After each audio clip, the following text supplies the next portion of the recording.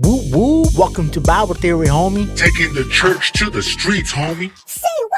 Theologians are Christian educated people who have climbed the cliffs of the Mount Everest of academia. They are fundamentally supercharged philosophers who have been anointed by other supercharged philosophers to be The Optimus Prime of Christianity.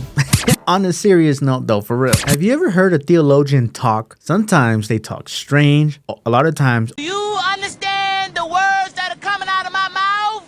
over your head. A lot of the times they're speaking to an audience of one. And let me go ahead and show you how. Reflection number one is that theologians, a lot of the times when they talk or when they give lectures or so-called preach, they usually preach to their heroes of the faith and not to their local churches or to the church at all. And this is one of the most primary things that I've learned, in my experience when talking to people and listening to a lot of these lectures and so-called preaching from these theologians. Don't get this wrong. Like, I'm not trying to throw rocks or bash my brothers who are in the faith, who are intellectually, academically gifted from the Lord, right? But I'm just gonna, review this real quick in the spirit of hope and love. I hope they receive this critique with the benefit of growing them in the faith, right? So a lot of the times when they preach to their heroes and not to the church, it's because they have an ego trip, or AKA pride. And I really think they really look up to these people way too much. And that's why they're not preaching to the people right in front of them, right? So for example, they look up to John Calvin. A lot of us who are reform minded, we look up to John Calvin. And I think that's a great thing. I think people should read more Calvin. For example, how many Christians do you know have read the Institutes, right? Or any of his sermons or read a biography? Probably not many. So, but this is the downfall. This might be a thing of hindrance with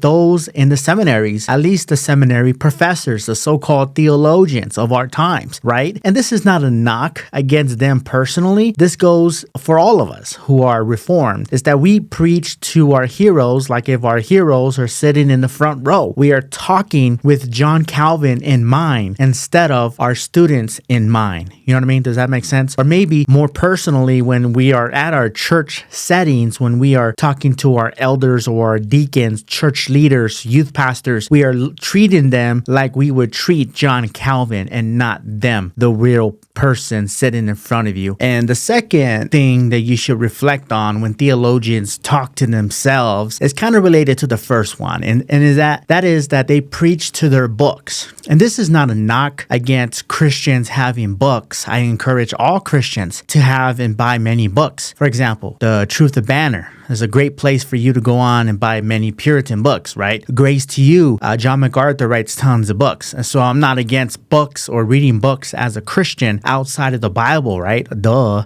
No duh. But I do want to just say this as a critique. We get too focused in our extra biblical books that are great resources, by the way, but we preach to the books, right? We become like extensions from the books we read. And to some effect, that's true. We become extensions of the things we read, right? Byproducts. But when we preach or whenever we teach students, whenever we're trying to reach out to the neighborhood or whenever we're trying to teach or disciple other young pastors to be, we are treating them like we're talking to the book we just read. Hey, whoa, no way. A third reflection for you to consider of how theologians speak to themselves in a bubble is that they fall into the temptation of preaching to the hot topics only that is found in their hearts, only whatever's hot on their mind. No, I got something on my mind. You know what I mean? And they're not preaching to whatever is right there in front of them in their congregation. I always talk about smart stuff, If you just stop and listen to many of these theologians talk and speak, it's like they're speaking to other professors. Doctor,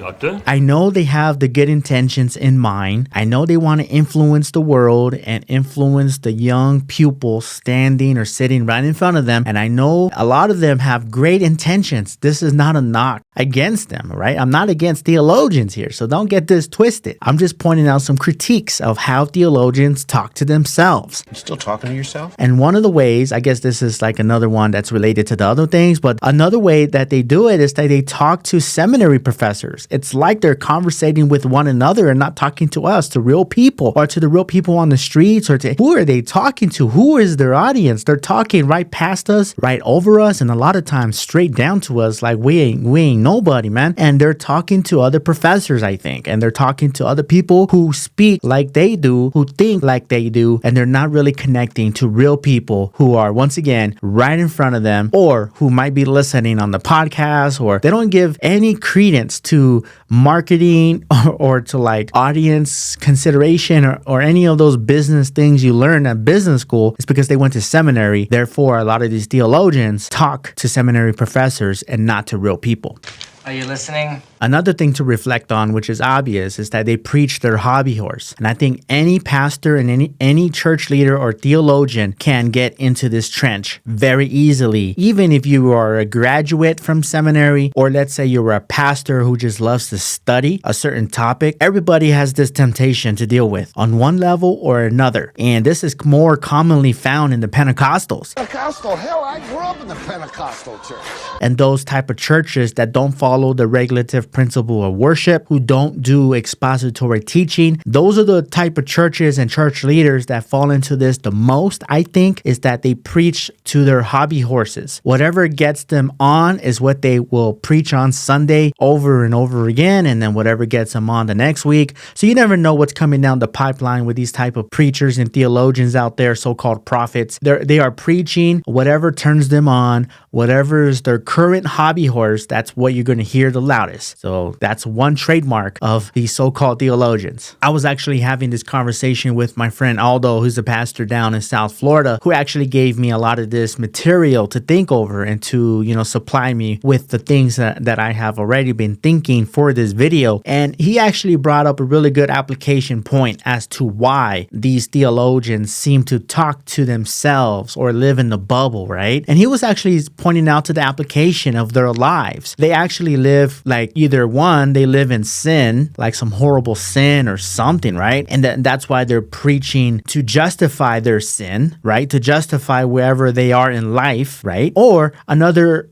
conclusion you could possibly think of, or a justification of the reason why they talk to themselves, is that they actually live lazy lifestyles. Either they eat poorly, or either they just don't disciple their elders, they don't disciple or teach their churches. They don't really live the robust Christian life of being proactive spiritually in their congregants. So therefore, they're just like lazy in one area, and they pump themselves up preaching in the pulpit every single Sunday, trying to pretend that they're not lazy. Or, you know what I mean? They're trying to justify the reason to be lazy in a certain way by pretending to be pious in one area, when in reality, they're not really pious at all. You sit on a throne of lies. Another reason, or another thing that Aldo pointed out to me, was that they preach to themselves is because they preach to the subjects or topics or to certain people in mind, because that makes them feel important, right? And I think this is shallow, egotistical of them, narcissistic of them. And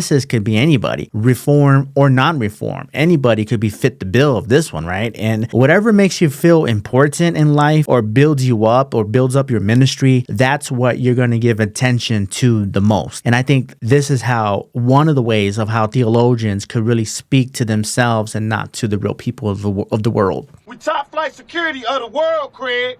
This also really tells a story of how theologians approach preaching or teaching or sermon preparation or sermon delivery, homiletics, or whatever you want to call it. It really gives a lot of insight of how they view it and how they approach these things when it comes to theology. Because if preaching is just a means to justifying yourself in whatever, then that really downgrades the reality and the meaning of preaching. What is preaching? Why is it there? Why should pastors really stick to the text, keep the finger in the text and not on their hobby horses, or not speak to their heroes and not to whatever, right? And not to make, speak to this because it makes me feel important because I get attention from so-and-so. So it's like preaching is not a means to justify yourself, even in the Reformed circles. And this goes, for everybody in Christianity, but especially to theologians. One of the errors and temptations that they fall into many times, if they like to admit it or not, is that I think they really don't want to preach to real people is because they know preaching to real people is messy. It's a hard knock life for us. It's a hard job. It's messy to deal with real issues of divorce and betrayal, backstab, and all the phone calls, the private chat rooms, all the Zoom meetings, the visitations, all the hours and money and time and energy that you have to spend on investments, right? That is resources that is limited for a person, right? That's needed to build the church, right? To shepherd people. Shepherding people is not easy. Making disciples of the nations is not easy. So I think this is a fear of men. Fear of little men. They fear people. They fear people of, really allowing them to get to know them. Like imagine if you're a theologian and you're way up here and you're struggling with sin and you're dealing with insecurities, you're dealing with fears, you're dealing with grumblings and shortcomings. You have your own sins and your own trials and tribulations, and you have your own struggles and battles, and you're in credit card debt or whatever. You made a wrong decision. You have some serious flaws because you're a sinner. And you're afraid of other people discovering those things. And to piggyback on everything I just said, on the fear of man, the reason why theologians speak to themselves is because it's easier to preach to yourself when there's no one else involved in your real life other than your wife and like 2 kids or whatever, whom one is a homosexual or one's a Catholic, or one committed suicide. Your life's a mess, perhaps. And that's probably a reason why theologians don't want people to get involved in their lives. So-and-so trained me, or so-and-so got in my life so long ago. They play this card game like the House of Cards, politics, HR type standard political gaming, the system, right? It's because they know people will judge them. They know people will come into their lives and nitpick and scrutinize and to challenge them to upgrade their spirituality. They would challenge them like their seminaries wouldn't do. They would challenge real people, challenge real people. That's the bottom line. And that's what they fear the most. They don't want to do that. That's why they preach in the abstract. That's why they preach to ideology rather than to real people. And one of the other things is that Pastor Aldo pointed out to me is that the reason why theologians speak in the bubble, like in an echo chamber, no one is listening, no one's there. They're not really engaging in culture. They're not really engaging to the economic bankers that are, stealing from the widows, the Ebenezer Scrooges of the world, whatever. The reason why they're not against that and they're not really out there in the front lines, per se, is because they're immature. These theologians who are prestigious, who are professionals, academics,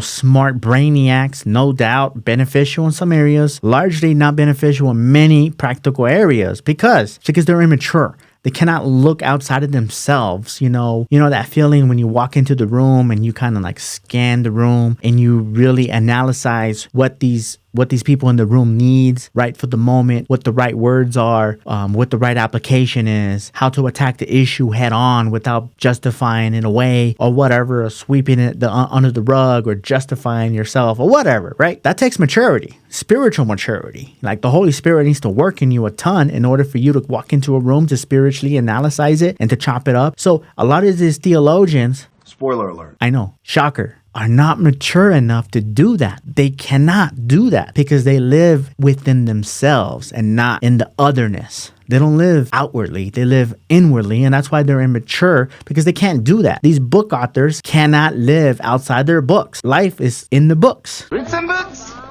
And there's a couple excuses or rebuttals that I probably will hear from people. But theologians are so busy, they have no time. It's because they don't prioritize in making time. And maybe, just maybe, they don't even know these real people because they don't know them. they don't want to get to know them. See, if you're a person out there ordained as a minister, you went through all kinds of schooling and education, I'm assuming you're taking it seriously. But there's a point in time where you need to reach real people. A lot of these theologians, the problem is that they don't know real people. They don't know them. Number one, they don't know them. Or two, they don't want to get to know them because they make up excuses like they don't have enough time to get to know them. Well, aren't you prioritizing? Whatever you spend the time on your day will tell me what you prioritize. So if you watch 18 hours of TV, that would tell me that you prioritize watching TV, right? When you say, "Oh, I want to change my life. I want to build my biceps." Okay.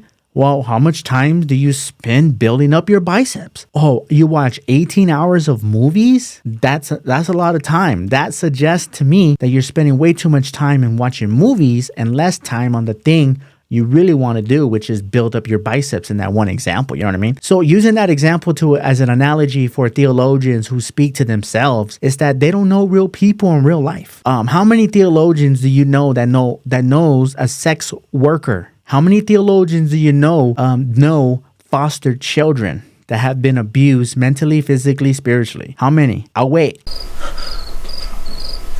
I'm assuming not many. Okay, and I'm being fair and generous in this review. Hopefully you will be fair and generous in your review of this.